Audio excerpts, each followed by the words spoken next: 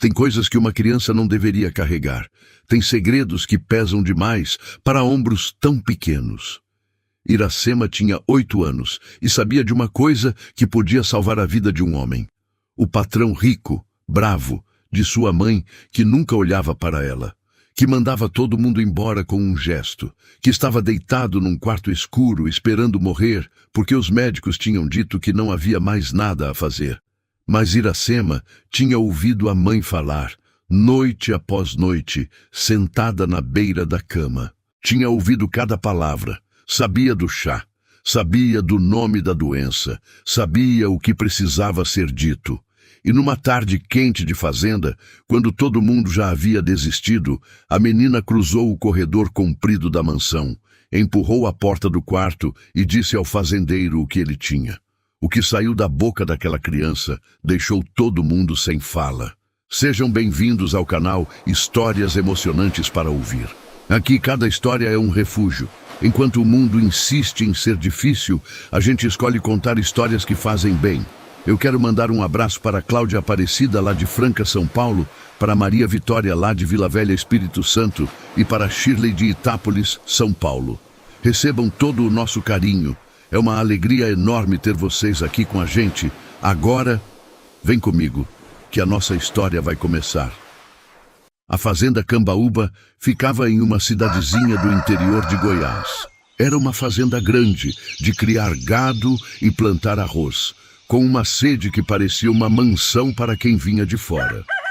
Uma varanda comprida com cadeiras de palha que nunca eram usadas, porque o dono da casa não era de sentar para bater papo com ninguém.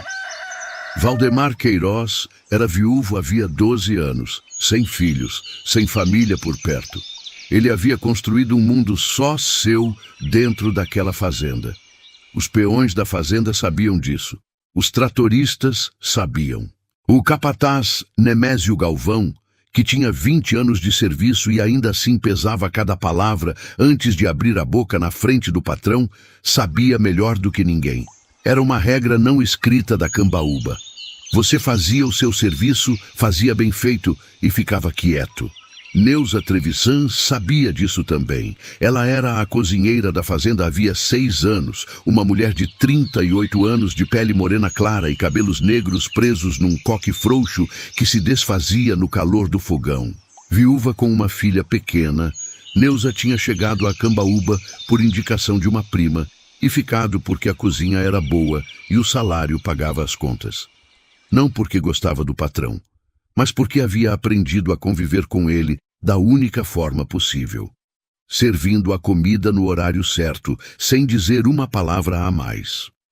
A filha de Neuza se chamava Iracema, mas todo mundo chamava de Iraci. Tinha 8 anos, era miúda e esperta, com olhos castanhos e vivos que viam tudo. Nos dias de aula ela ficava na cidade com a prima da mãe. Mas nas férias e nos fins de semana ela vinha para a fazenda, sentava num canto da cozinha, com um caderninho de desenho no colo e desenhava o que via. Os bois, as galinhas, a velha goiabeira do quintal. E às vezes, quando achava que ninguém estava olhando, ela desenhava o fazendeiro também, com a cara fechada e tudo. Lá fora, o vento balançava os galhos do pequizeiro com um som lento e manso, como se aquela tarde de agosto de 1983 não tivesse a menor pressa de acabar. Mas as tardes tranquilas têm o costume ruim de serem as últimas antes de uma tempestade. O primeiro sinal foi uma queda. Valdemar estava no pasto quando dobrou os joelhos e foi ao chão sem aviso, feito um saco de areia pesada.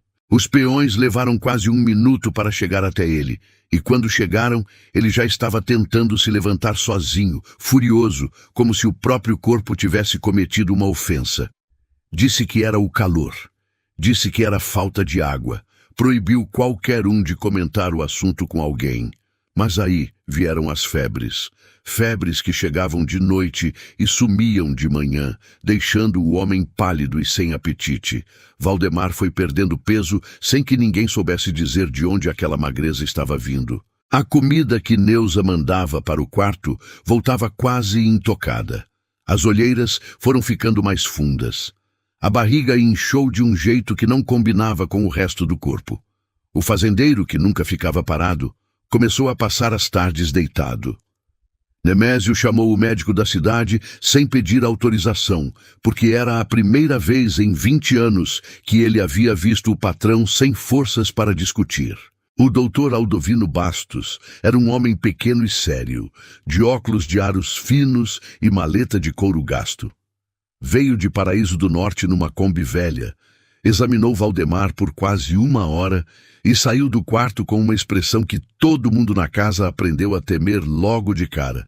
Chamou Nemésio de lado no corredor e falou em voz baixa. Usou palavras grandes que ninguém da fazenda conhecia direito. Falou de fígado, de baço, de exames que precisavam ser feitos na capital. Os exames foram feitos. Os resultados vieram 2 semanas depois. E o doutor Aldovino voltou a Cambaúba com uma expressão ainda pior do que da primeira vez. Valdemar não saiu do quarto naquele dia. Neuza ficou sabendo pelo Nemésio, que ficou sabendo por Dona Aparecida, que ficou sabendo pela filha do médico que trabalhava no cartório da cidade.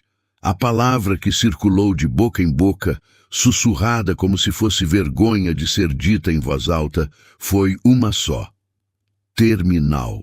Naquela noite, depois que Iraci dormiu no colchão ao lado da cama, Neuza ficou sentada à mesa da pequena casa dos fundos onde moravam e ficou olhando para o nada. O canário que ela criava numa gaiola de bambu já estava quieto, encolhido no poleiro. A única luz era o lampião de querosene na beira da janela, cuja chama oscilava de tempos em tempos sem razão aparente. Neuza começou a pensar em voz alta, como fazia quando estava sozinha, e o peso do que sabia ficava grande demais para ficar dentro do peito. Aquela palidez, ela murmurou. A febre que vai e vem, o barrigão, a fraqueza nas pernas. Meu Deus do céu, é igual. É igualzinho ao que a minha mãe tinha. Ela não sabia que Iraci não estava dormindo. A menina estava deitada de olhos abertos no escuro, ouvindo cada palavra da mãe. Neuza não estava contando para ninguém. Estava apenas desabafando para o silêncio, como fazia às vezes, mas o silêncio tinha ouvidos naquela noite. A minha mãe morreu sem que ninguém soubesse o que ela tinha. Neuza continuou, a voz baixa e pesada. O doutor disse que era o coração. Mas não era o coração. Era aquele mal que pega o fígado e o baço por dentro quando a pessoa bebe água de poço ruim durante anos. Eu soube disso depois, quando o curandeiro lá da nossa vila de Anaurilândia falou. Ele disse que se tivessem dado o chá de velame do campo misturado com carqueja logo no começo, ela talvez tivesse escapado. A voz dela foi ficando ainda mais baixa. E o seu Valdemar bebe da mesma água do poço velho perto do curral faz anos. Eu tenho quase certeza do que ele tem. Mas quem sou eu para falar?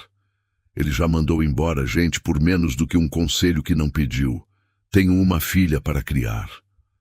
A chama do lampião tremeu. Lá fora, o grifo de borracha pingava devagar no tanque do quintal. Que Deus tenha misericórdia dele, Neuza disse por último. E foi para a cama. Iraci ficou acordada muito tempo depois disso. Uma criança de 8 anos pensa diferente de adulto. Não pensa em consequências, não pensa em medo de perder emprego, não pensa no que os outros vão dizer. Uma criança de 8 anos pensa numa coisa só. Tem uma coisa que pode ajudar e alguém precisa falar. No dia seguinte, enquanto a mãe foi para a cozinha cedo, como sempre, Iraci disse que ia ficar em casa desenhando. Ela não foi desenhar. Ela pegou o caminho da sede. E o coração de quem estava ouvindo essa história já sabe o que vinha a seguir, mas não sabe o que o fazendeiro foi capaz de fazer quando uma criança de 8 anos disse o que nenhum adulto teve coragem de dizer. A casa grande da Cambaúba tinha um corredor comprido que cheirava a madeira velha e cera de carnaúba. As janelas estavam fechadas para guardar o fresco, e a luz que entrava pelas frestas fazia listras douradas no chão de cimento queimado. Iraci conhecia aquele corredor, porque às vezes ajudava a mãe a levar bandejas até a copa. Mas nunca havia chegado até o quarto do fundo. Ela parou na porta. Deu uma batida pequena, hesitante. Ninguém respondeu. Deu outra, um pouco mais firme dessa vez. A voz que veio de dentro era rouca e pouco paciente. Pode entrar. Valdemar Queiroz olhava para o teto com a expressão de quem já havia feito as pazes com uma coisa muito ruim. Tinha emagrecido muito. A barriga estava inchada de um jeito que não combinava com o resto do corpo. A pele, antes morena clara, tinha um tom amarelado que o fazia parecer uma versão apagada de si mesmo. Quando viu Iraci parada na porta, ele franziu a testa. "Que é isso?" disse, sem hostilidade, mas também sem gentileza. "Você é a filha da Neuza." "Sou." Iraci não se mexeu da porta, mas também não recuou. "O senhor pode me deixar falar uma coisa?" "Pode falar." A menina respirou fundo. E então disse, sem rodeio, com a voz firme de quem ensaiou, mas decidiu ir direto ao ponto. "O senhor tem o mesmo mal que matou a minha avó. A mamãe falou isso. Ela falou baixinho, pensando que eu estava dormindo, mas eu ouvi.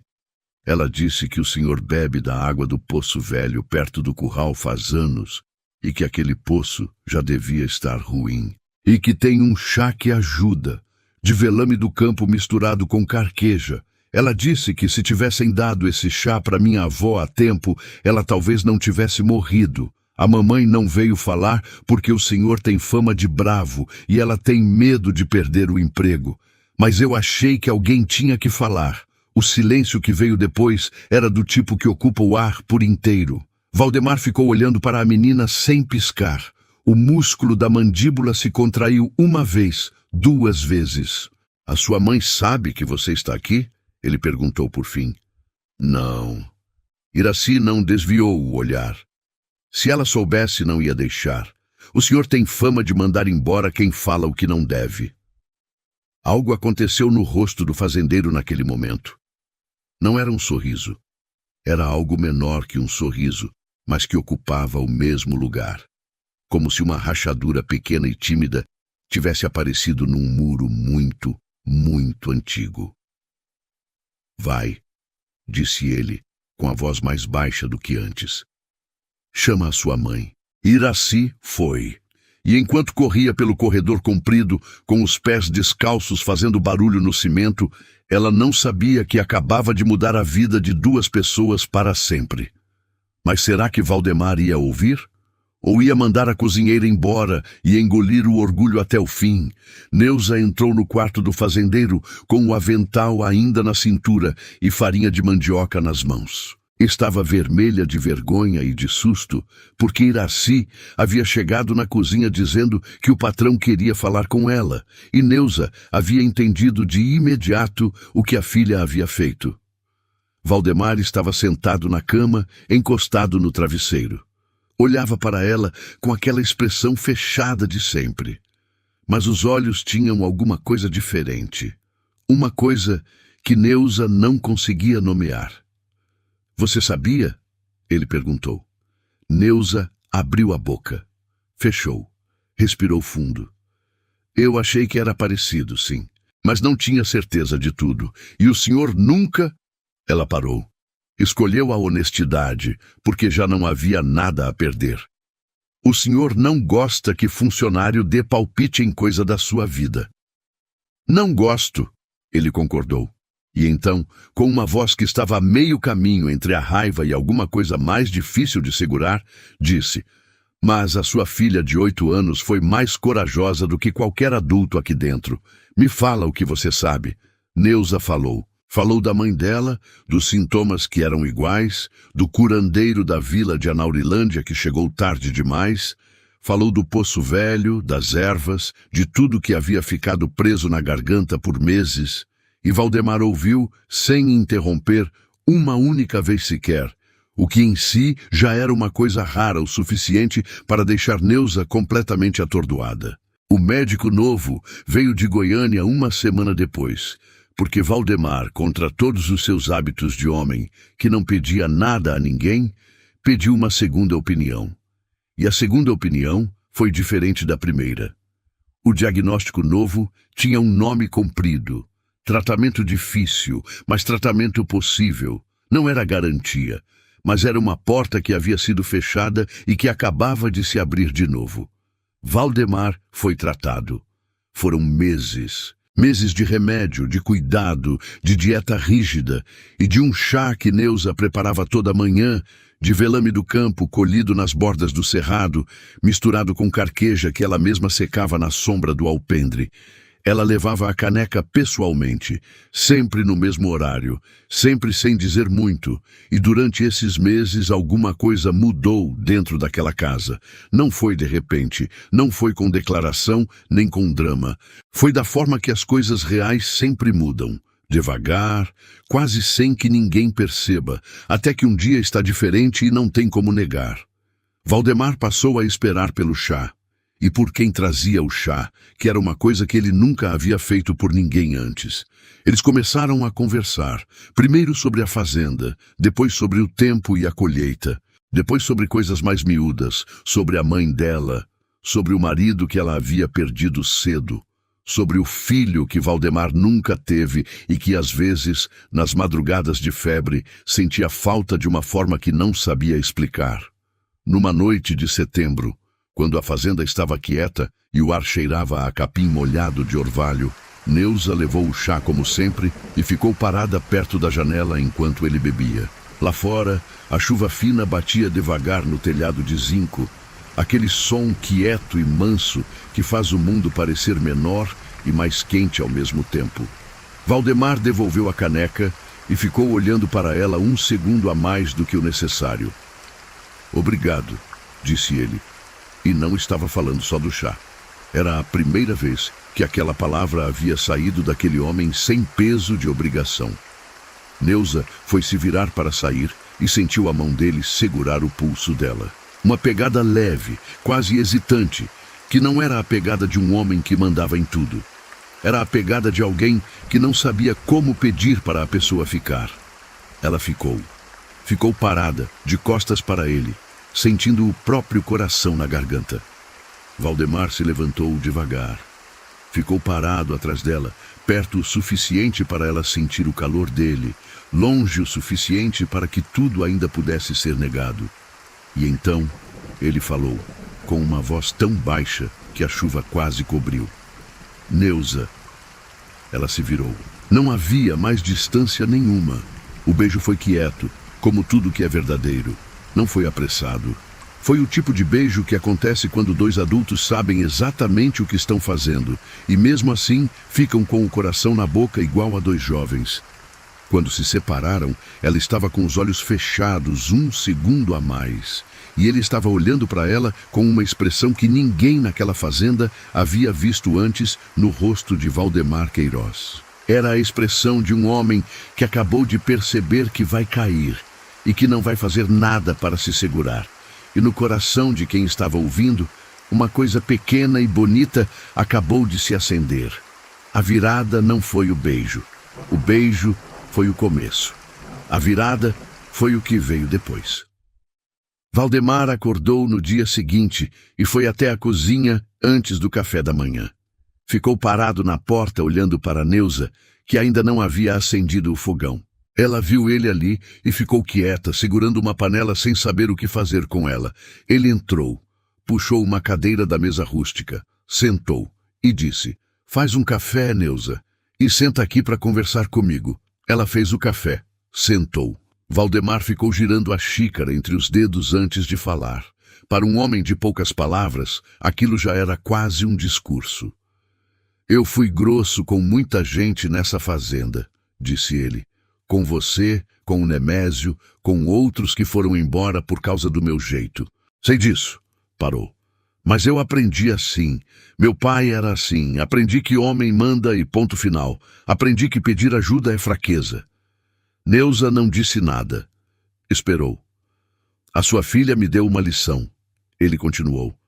E desta vez a voz saiu mais firme, como se isso fosse mais fácil de dizer em voz alta. "Uma criança de 8 anos fez o que nenhum adulto aqui dentro teve coragem de fazer. E eu preciso entender por quê." Olhou para Neuza diretamente. "Por que você não falou?" Ela escolheu ser honesta, porque o senhor já tinha mandado embora o Adelino por muito menos do que um conselho que não pediu, e eu tenho uma filha para criar. Valdemar ficou em silêncio. Depois fechou os olhos por um momento, como se aquela resposta simples e direta tivesse pesado mais do que ele esperava. Então o meu jeito de ser quase me matou, disse por fim. Quase. Neuza confirmou, com uma simplicidade que não tinha maldade nenhuma.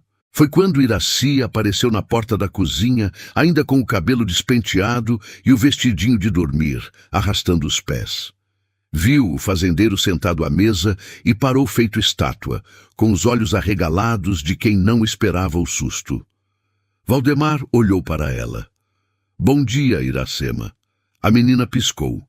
Em 6 anos de fazenda, o fazendeiro nunca havia dito bom dia para ela. Ela olhou para a mãe, que fez um aceno sutil com a cabeça. Aí Iraci entrou devagar.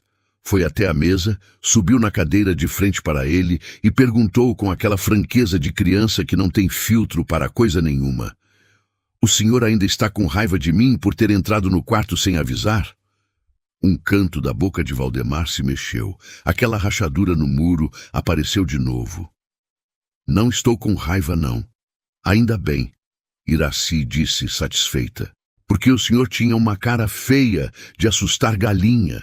E eu fiquei com medo que o senhor fosse gritar quando eu abrisse a porta.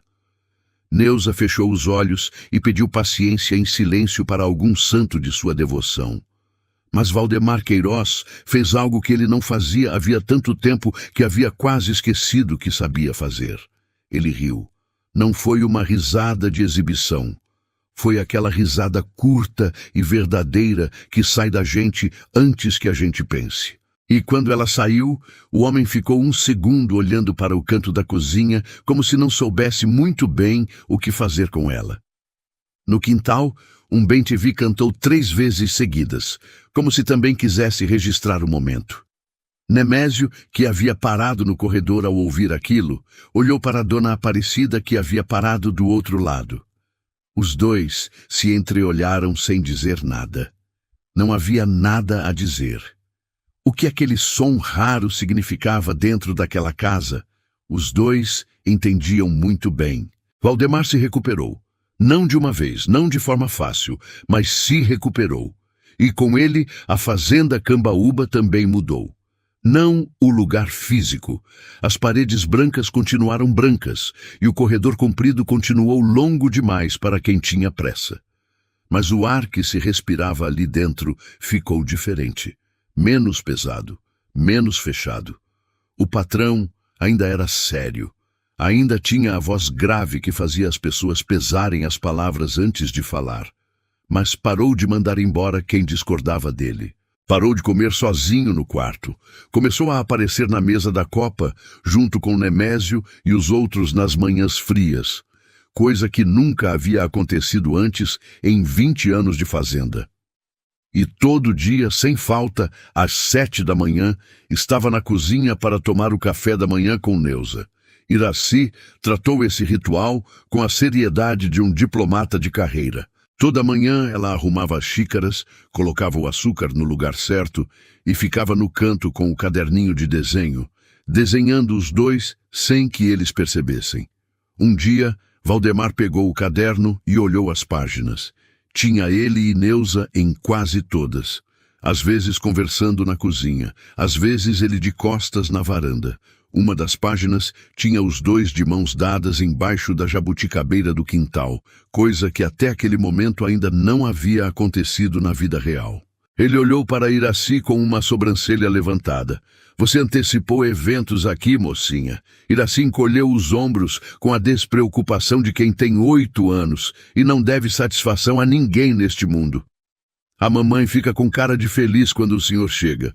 Então, desenhei como achei que ia ficar.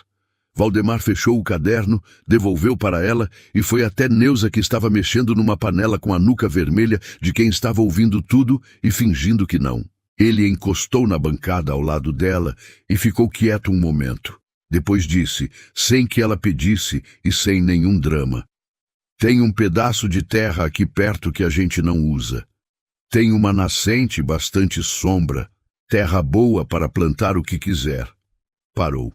Você gosta de flores. A sua prima me contou isso quando você chegou. Neuza parou de mexer a panela. Me contou por quê? Ela perguntou virando para ele. Porque eu perguntei, ele disse simplesmente. Ela ficou olhando para ele com a colher de pau parada no ar e os olhos marejando de um jeito que ela claramente não queria que acontecesse, mas que aconteceu assim mesmo. Valdemar. 6 anos atrás, quando você chegou, eu devia ter perguntado isso pessoalmente. Ele interrompeu devagar. Mas não sabia como. Não sei fazer essas coisas. Pausou. Ainda estou aprendendo. Neuza pousou a colher, fechou o fogo, virou de frente para ele. Eu também, disse ela. E dessa vez foi ela que chegou mais perto primeiro.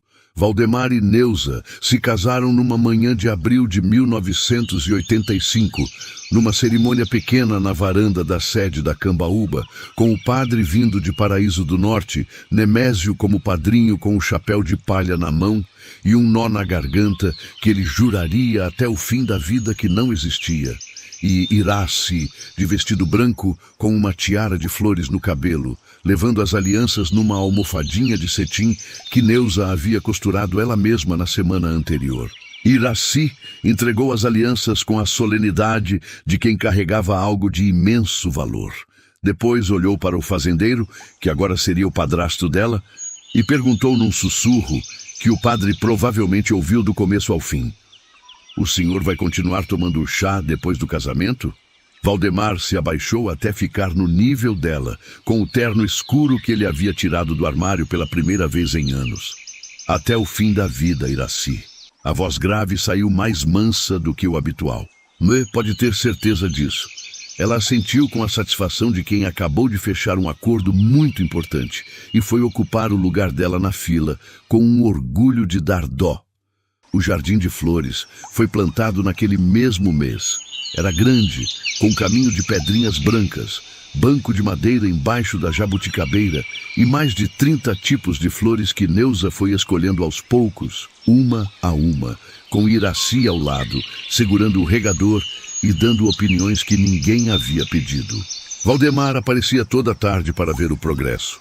Não entendia nada de flores, mas entendia de ver Neuza feliz. E isso era o suficiente para ele ficar ali o tempo que fosse necessário.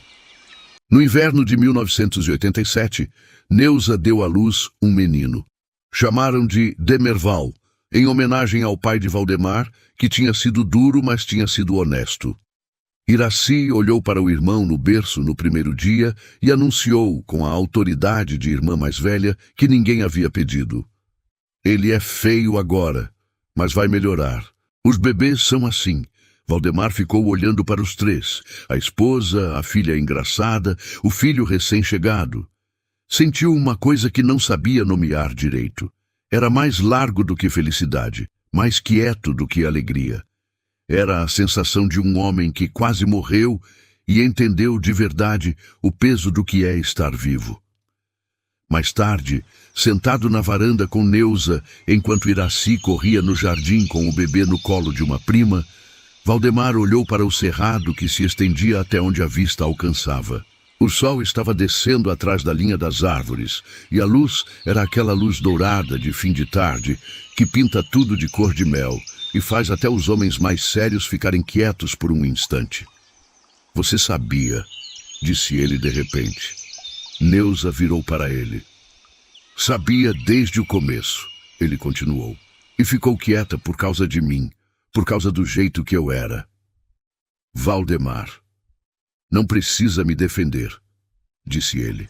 Não havia mágoa na voz. Havia só a clareza de quem fez as pazes com o próprio passado sem precisar de testemunha. Só estou dizendo que tenho sorte, de você, de Iraci. Pausou. De ter mudado em tempo. Neuza encostou a cabeça no ombro dele. Lá no cerrado, os pássaros faziam aquele barulho de entardecer que é diferente de qualquer outra hora do dia, como se também eles soubessem que o dia estava acabando bem. A fazenda Cambaúba continuou produzindo. O jardim continuou crescendo. Iraci continuou desenhando tudo o que via. E Valdemar Queiroz, o homem que um dia teve fama de bravo o suficiente para assustar Galinha, aprendeu, bem mais tarde do que deveria, mas bem antes de ser tarde demais, que as coisas mais importantes da vida raramente chegam pela porta da frente. Às vezes, chegam por um corredor comprido, de pés descalços, com um caderninho debaixo do braço, sem pedir licença. Me conta aqui nos comentários o que achou dessa história. Vocês gostam mais dessas histórias antigas ou preferem histórias dos tempos atuais? E se você ainda não está inscrito no canal, aproveite para se inscrever agora e ativar o sininho. Aqui sempre tem uma nova história esperando por você. Obrigado por estar aqui. Fiquem com Deus e até a próxima história.